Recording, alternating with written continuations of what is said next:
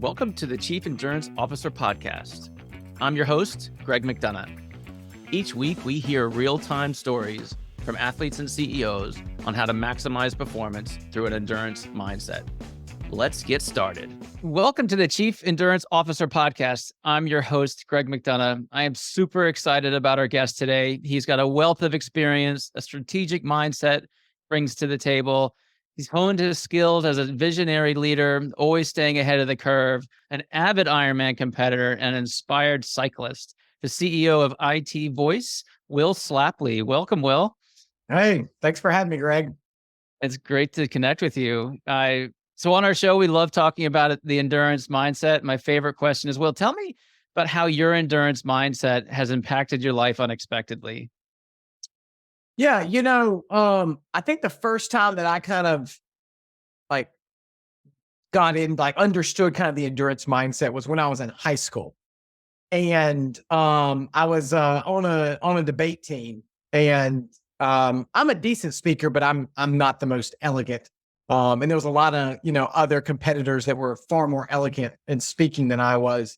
But what I figured out was I could out prep them if I spent more time studying the material. And then when I got up there to speak, I knew more about than they did because I had spent more time with it. And I could, even though I wasn't as elegant or smooth and, all those maybe as convincing or whatnot, I could overcome that with preparation. So that was really my first sort of, kind of light bulb in my head, hey, you know what? I can work really hard at something to be able to achieve it, even if I don't have all of the natural talents maybe that somebody else has. So that was kind of my first introduction to it. And so then I've taken that through, out my life since then. It's hey, I can outwork somebody, I can outwork myself to be able to achieve whatever goal I have in front of me. Certainly, I can definitely relate to that. Let's go a little bit deeper and talk about, give us two examples. One, in your endurance hobbies and passions, and then also in your business. How have you applied that mindset in each of those, and even in your family, if you've got a third story? Yeah, one of the kind of questions, I think it comes from the Good to Great book that they asked is ask a marathon winner after they've won, which step did you take that made the biggest difference of winning the marathon? They're going to look at you like you're an idiot, right? Because they're like, I took 30,000 steps, to finish the marathon. There wasn't, maybe the last one across the finish line. I mean, it was just the last step, right? And so, I found that in business, a lot of what I do is I come up with what I call rhythms of things. And so some of those are meetings. We have monthly meetings where we review different parts of the business with the team that's focused in, on that. I have rhythms in terms of connection with employees, every Tuesday, every Monday and Thursday, I send out birthday and anniversary cards like all of our employees. And just a little $50, Amazon gift card or whatnot, and it's just piles on top. We have monthly lunches to connect with employees. I've got different focus times that I have set aside on a weekly basis. We have our council meeting for the exec team, on a quarterly basis where we're looking backwards and saying, hey, well, how did we do looking forward? What do we want to accomplish the next 90 days? But all of those, I could go on and on, all these different rhythms that I've built. And those rhythms help me, like the marathon runner, take that one step every day. I'm taking a step after another. And all of a sudden you look back and you're like, you can't even see where you started. And so that's how I've kind of taken that endurance mindset, if you will. And also I think, because a lot of people talk about work-life balance, the rhythms have helped me a lot in that, as well. Because I've got, different things. Like I mentioned to you, I always take off my wife and my 3 kids, I take their birthday off as a PTO day every single year.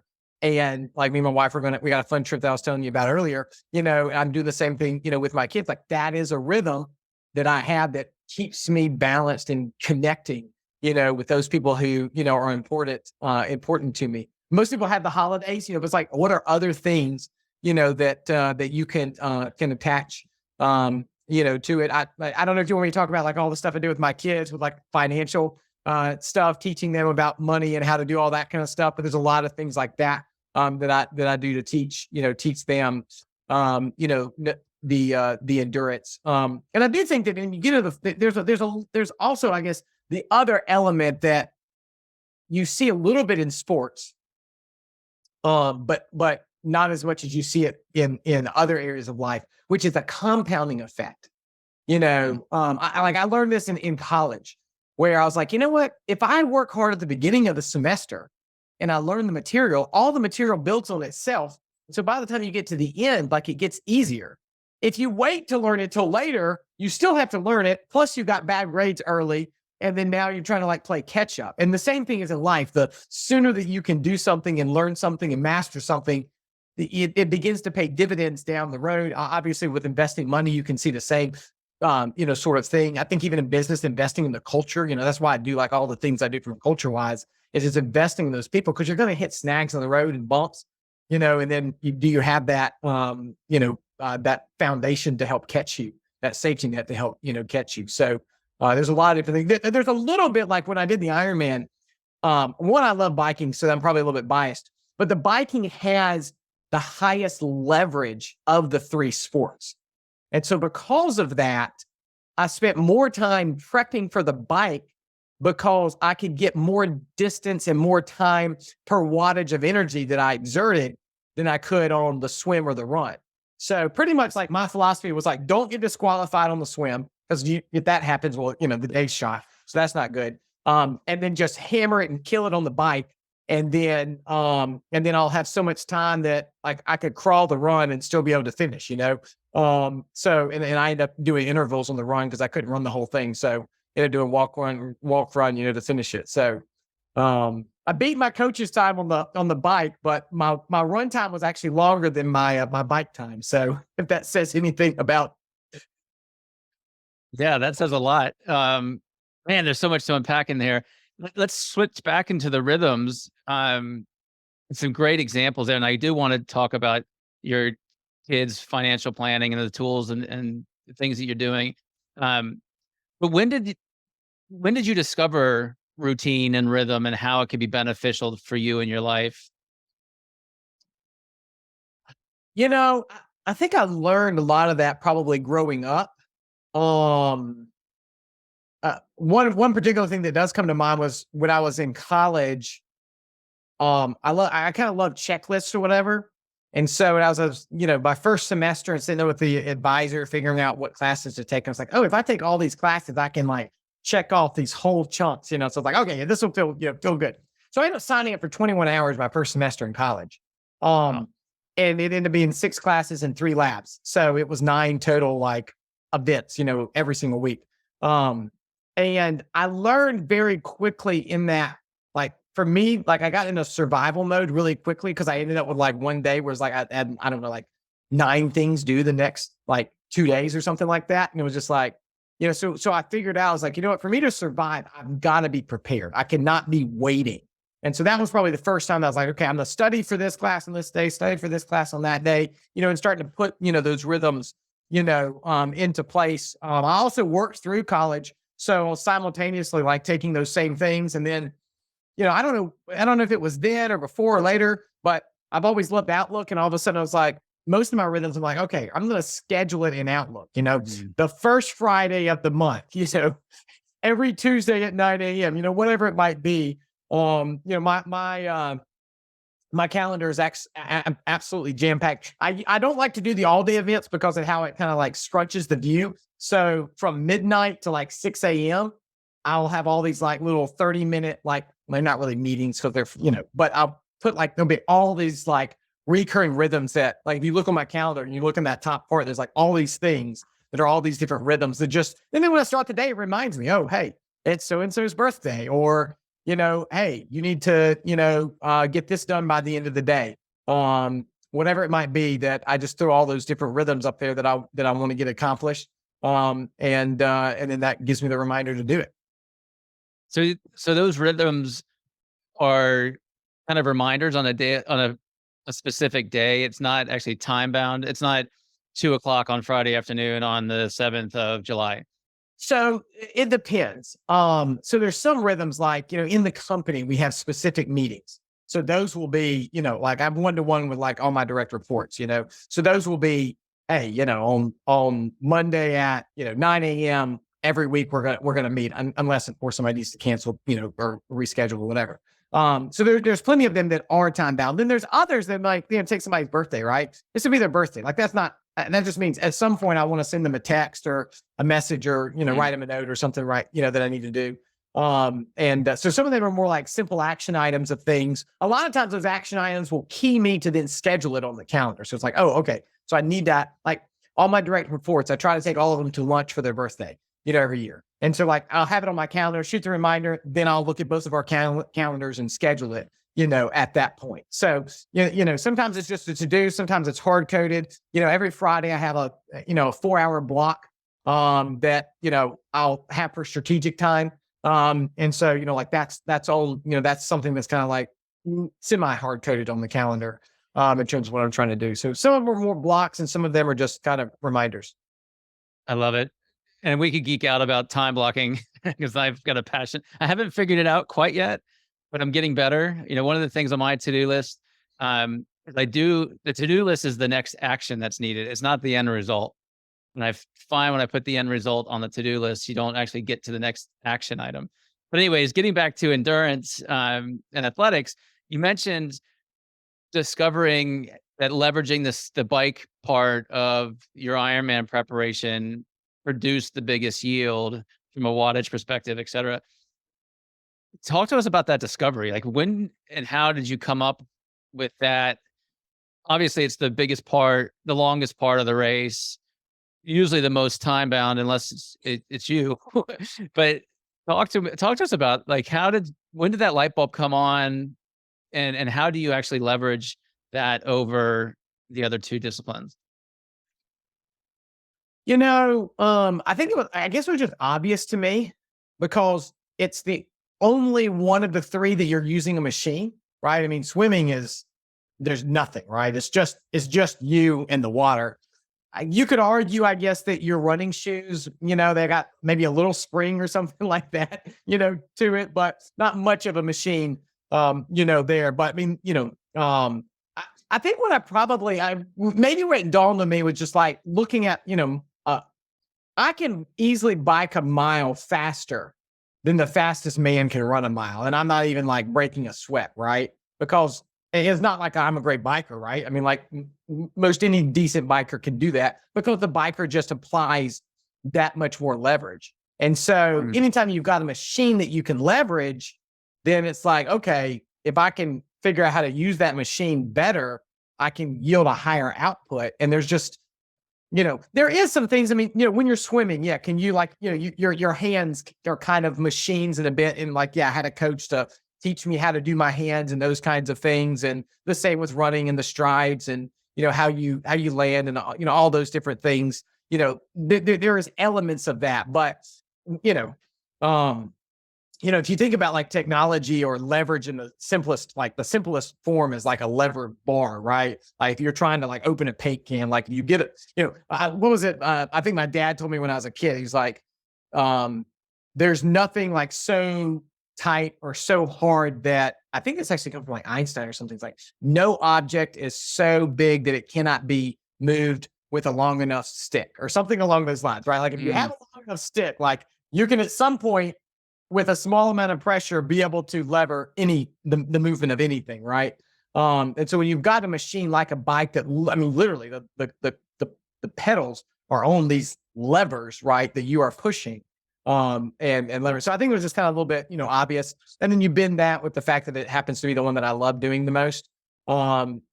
It just kind of, it's more fun because you can go faster, you can see a lot more, versus like, I mean, swimming, especially like when I swim in the ocean, those times you feel like you're sitting still, if like you're going against the wind or the current, it's just, so it, yeah, so a little bit of like practicalness. And then, and I guess the third piece of it too is the stats.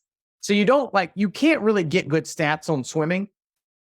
Uh, Running, some, but I mean, with biking, I mean, you got your heart rate, you got your RPMs, you've got your wattage, and you've got your live speed, and it's all sitting right there in front of you. And so even like your ability to, and you can get some of that. I mean, you can get heart rate with running and you can get speed with running. You can kind of get a little bit of your gait or whatever. But I don't know, just more stats in the biking too, to just be able to tweak.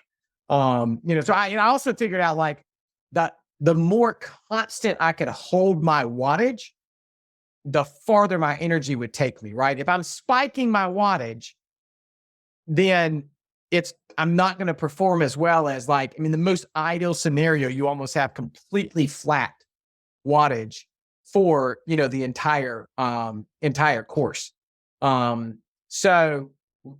is also the only time I think my time on the bike was like 6 hours and 5 minutes or something.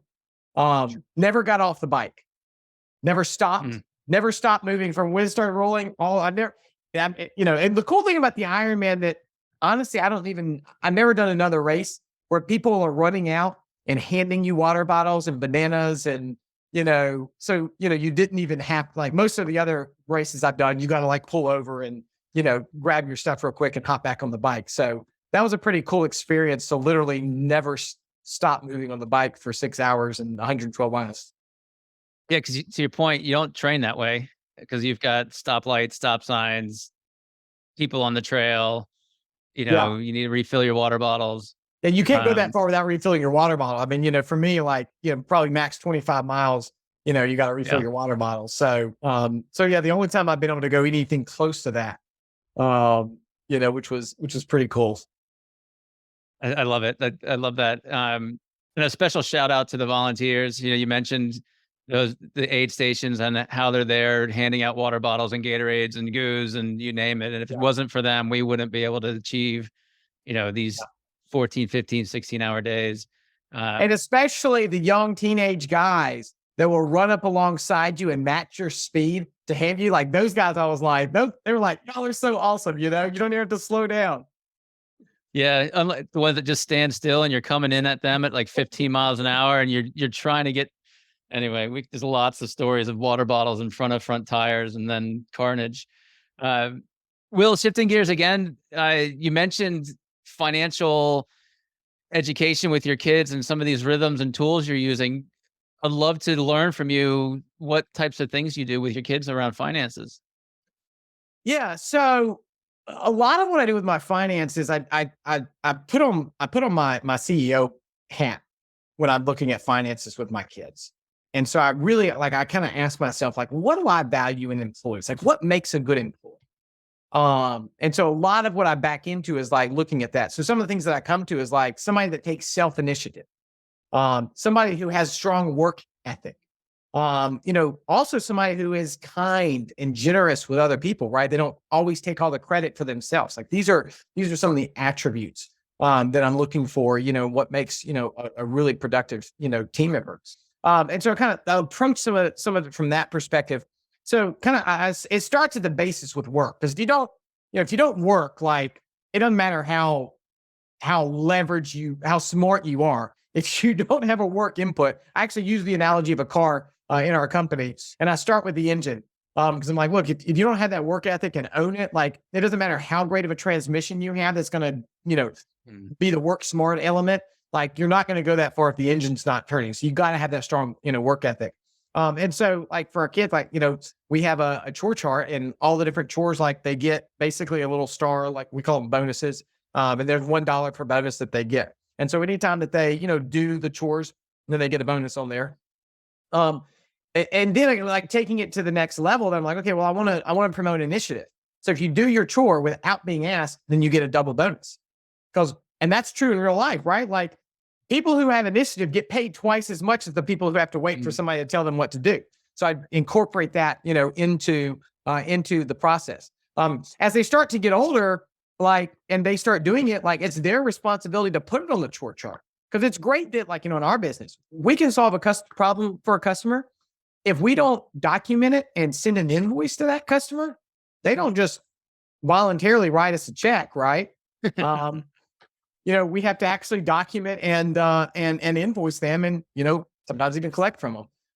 And so hey, they now get the responsibility of recording the value of what they're doing.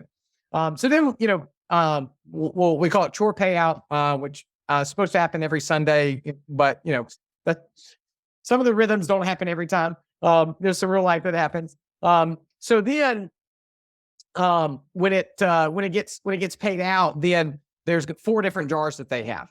And so the first jar is the spending jar, money that they set aside to spend. And I love having it on the front side where now I'm teaching them planning, right? So instead of just like putting all their money in one bucket, it's like, hey, let's think through how we want to divide this money up.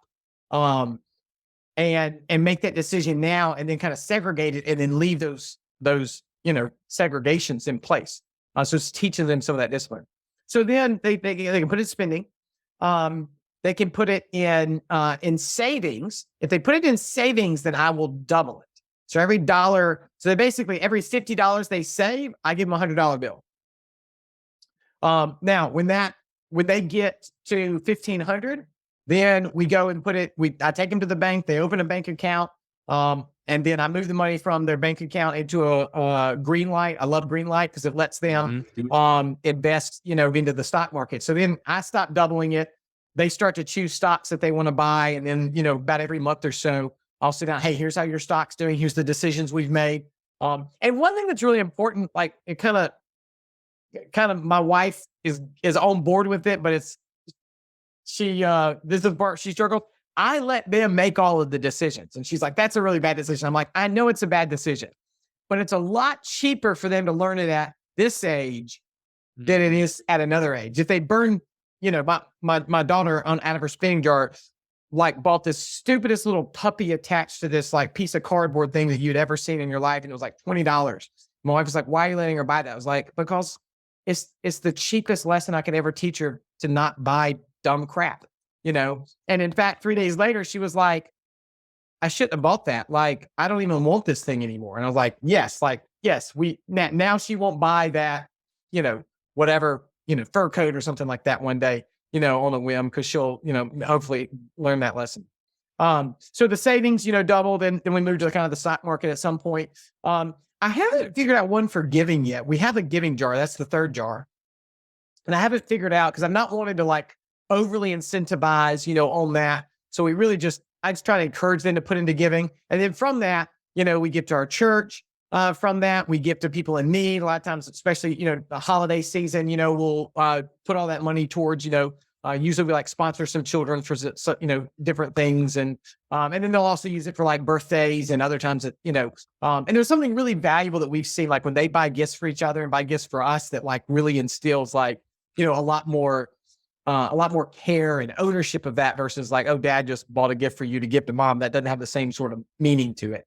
And so we've had a lot of joy with that. And then the fourth one is the debt jar. What I teach them about the debt jar is, well, we don't use the debt jar. And yes, I know at some point later, I'll teach them about good debt and house debt and, business debt and all those things, which of course I have. But, really at the early age, just trying to basically kind of teach against, credit card debt, if you will. And also, using credit cards is fine. You can get double points and all those kind of fun things, but you start financing your life, you're going to be in trouble. So at the early age, if a kid does need to use the debt jar, which has happened a couple of times, then I charge them double in interest. So my daughter, needed something. She needed $10, so she had to pay me $20 back. So it's just like the savings doubling is unrealistic in the real world, but it's heightening the impacts. The interest on the debt is equally strong. So it's fair on both sides. So that's kind of the whole system there. It's a great lesson. And I wish when I was a kid, I had the debt jar lesson, because those years in college with every other week when the credit card would show up in the mail, it's like, sure, why not? Let's go out. Let's have some more fun. We do a similar chore chart and have payouts. I haven't thought through, and I really love your idea around the jars. It's very much a Mike Michalowicz profit first sort of mentality for us as business owners, where we're putting a little bit of money in the profit account and then the owner's comp and then the tax and so on. So applying that to it, my kids, I got to figure out a way, or maybe I'll just, rip off and duplicate your idea. That's awesome. So we'll tell us about you, your childhood, how you got into what you're doing, a little bit about your business. Give us the Will story. Yeah. So I'm one of 5 kids. I'm the second. I don't really have a ton of memory of this, but the way that my parents, tell the story is basically I was such a bad child that my mom and my mom having as many kids as she did, she basically called my dad one day and said, "Come get your son. I can't handle him anymore." And so he did, which ended up being like one of the greatest blessings in my life because then my father started to take me to work with him. He owned a technology business. And so even as early as the age of 5, like I'd go to the office, sweep the warehouse floor, organize those old paper tickets when we used to have them. Later got, older, pulling cable and, programming things and, I pretty much did almost every position in the company, over the years. And, got into high school, started working full time in the summers, all those different things. My dad would, and actually he did this with all of the kids that got to work in the business. And then he would take us to conferences. So when I was like 12 years old, Greg, I'm going to these IT conferences, in Phoenix or Orlando or, wherever. I still have a decent number of peers and friends today, that, are 20 years older than me, but that I got to know from, some of these different conferences and things. So, it's kind of cool to still see some of the benefit of that. So but interesting thing was as I was going through all that, I never never growing up was like thinking that, hey, I wanted to like take over my father's business or anything. Probably when I was in kindergarten, I probably said something along those lines, but as getting older, it's just kind of like, I knew I wanted to go into business. I had kind of a love for the law, so I was kind of flirting with going to law school, and then later decided that was not quite what I wanted to do. But never really quite, and I never had on my goal to like take over the business. So I kind of want to go to law school, got some advice, decided not to do that. So I was kind of trying to figure out what to do as I was graduating. And so my dad was like, "Well, here, I got some projects, come work for me. As soon as you figure out where you're going to go, just, hand off your projects and, but in the meantime, at least earn some money and, help me out." So I started doing that. And basically 7 years later, took over running the company. It's kind of just enjoyed doing it and just got deeper and deeper and deeper into it. And so, ended up taking over running the company. That was about in 2014, 15. And then officially became the CEO in 2019. And that's where we went down these crazy paths over the last 4 years where we've done 18 acquisitions, 7x the size of the business. And now trying to get all those acquisitions all integrated into, one whole company. So tell us what your company does. Yeah. So, we are an IT solution company. And so we do everything from your traditional managed IT. Some people, call it MSP, that everything from the desktop to the servers and network and, all those pieces. We do the voice and internet. So, traditional voice solutions, all the new hosted, voice solutions, and some people call it UCaaS, all the contact center stuff. We do that, bringing all of the internet, to the primary, the broadbands, the failovers, all those pieces. We do all the cloud components, all the public cloud, private cloud. We can host it all, make it simple. And then under the security section, we've got both cyber security as well as physical security. And so, we can really wrap our arms around the business. We love to kind of be that outsourced IT department, especially in the SMB space. And hey, look, we can do all of this technology stuff for you, make it simple. And then a lot of our larger, like mid enterprise level customers may only use us for, a particular discipline inside of the technology area that they need to supplement. So yeah, that's what we do. Fantastic. Curious what your impressions are on all the hype around AI. And where do you think that's going?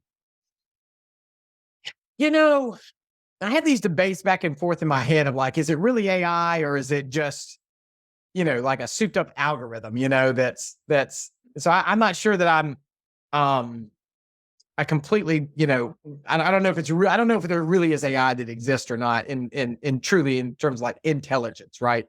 I don't think any of it's really truly thinking like how you and I think. But that being said, I mean, I don't really see it as that much different than anything else that has happened in the last, 500 years.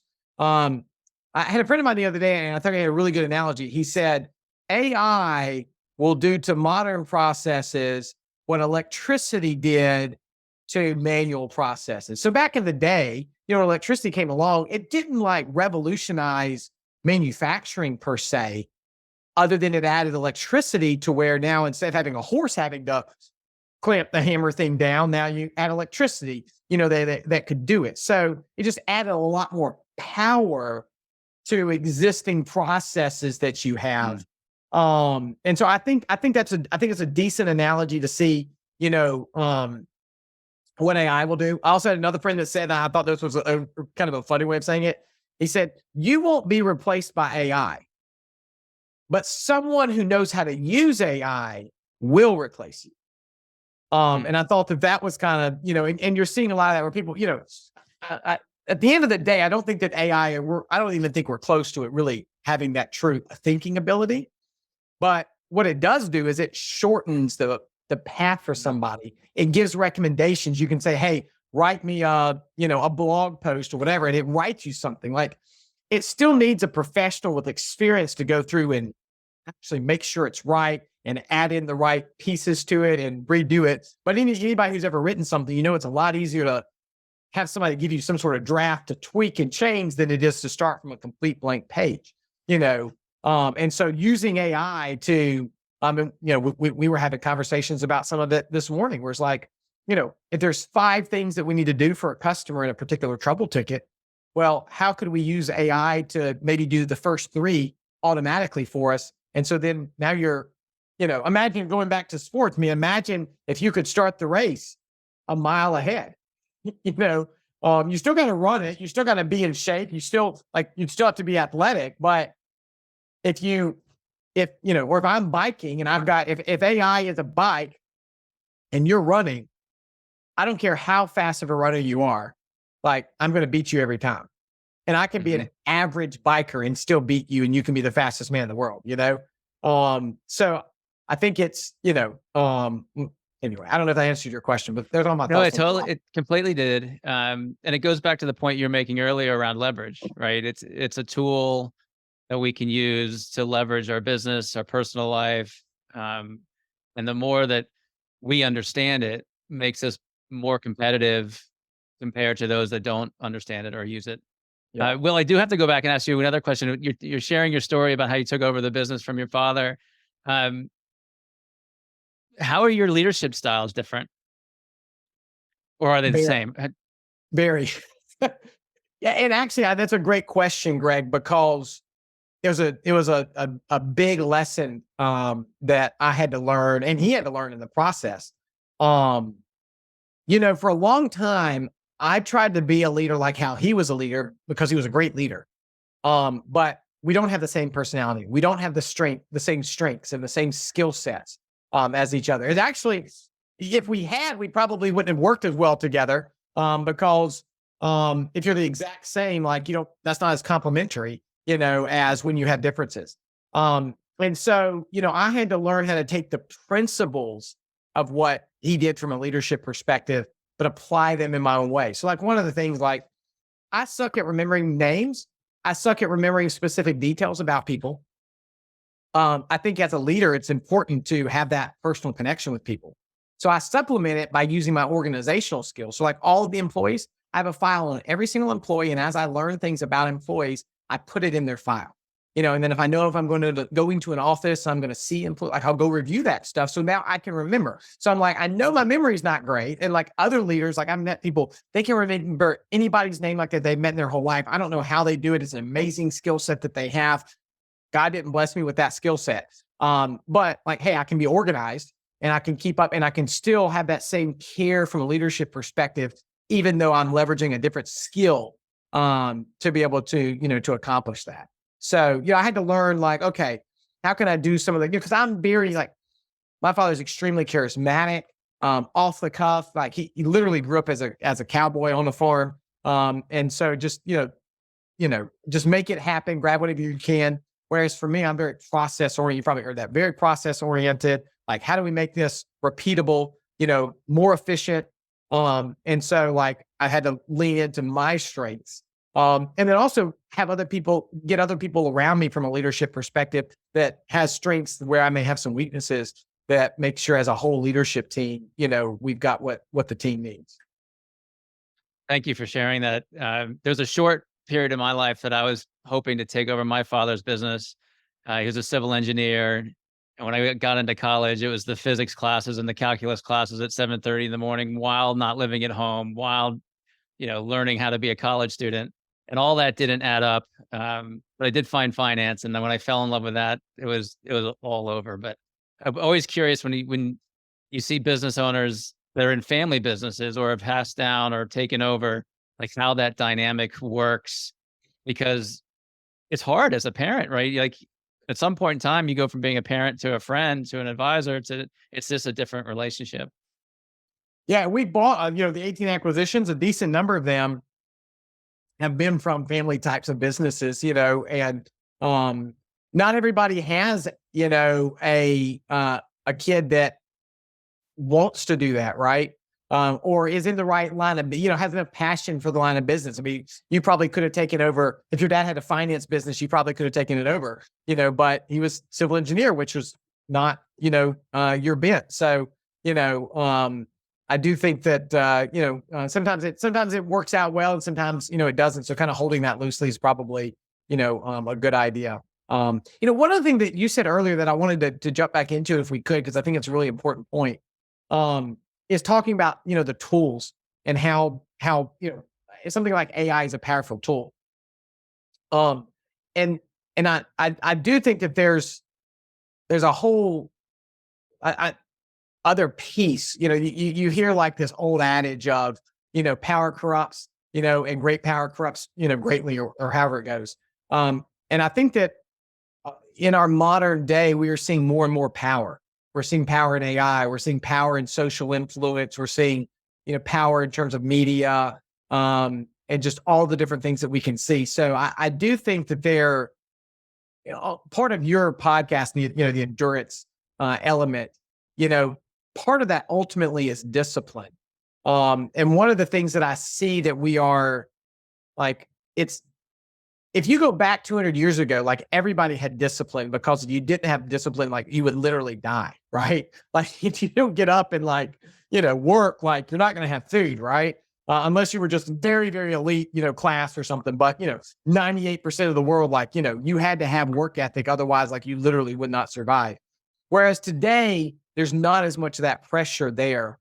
And so I think that we have to be more intentional to create discipline in our lives, and have to be disciplined. We got to be disciplined with our phones. We got to be disciplined, with our time. We got to be disciplined with our thoughts. I mean, like we didn't talk about time blocking, like free internet and free cell phone. I don't think people had issues with time blocking, right? Like it didn't exist. Like, the only time you saw somebody was like, you prearranged the meeting, right? And you're traveling, to see them. So I think there's some struggles we have in the modern. It's cool with all the tools, and it's cool that I can email somebody and text somebody, and you and I can video call each other, without having to leave where we are. But then also there's a lot of interruptions that come from that, and it steals our focus. And it's easy to get distracted. And so, I'm seeing that as the world is changing, there's success. And I think tying into the athletics piece, where being able to have that discipline and realizing, how easy and susceptible we are because of the power of technology. We really have to be focused in on that. Otherwise, you can get, sucked into all sorts of things. So, on the whole kids thing, like, me and my wife had a lot of conversations about when do they get cell phones and social media and all that kind of stuff. I mean, there's some really big dangers out there on the other side. Not because the technology is inherently bad, but because of how powerful it is. You're not going to give a kid, a loaded weapon, right? You need to make sure that they know how to use it. And I think a lot of the technology, something like AI, is like that. It can be used for good when people know how to use it. And it also can very easily be used for bad, if we're not diligent. So, Will, that's very well said. And one of my added benefits of my endurance training is that separation away from email and the phone. Like when you're on that long bike ride or you're in that run, we generally have our phones with us because of safety and we track data and those types of things.